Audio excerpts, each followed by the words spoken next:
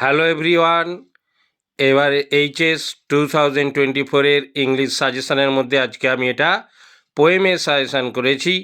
তোমরা জানো যে তোমাদের 4টি পোয়েম থাকে, 4টি থেকে একটা করে 4টি কোশ্চেন থাকে, তোমাদের লিখতে হবে যে কোনো 2টি।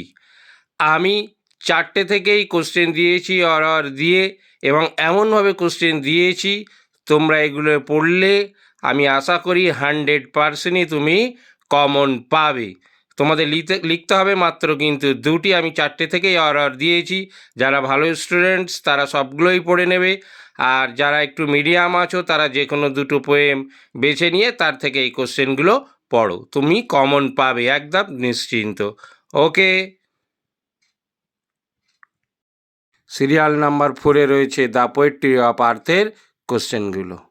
Thank you for watching this video.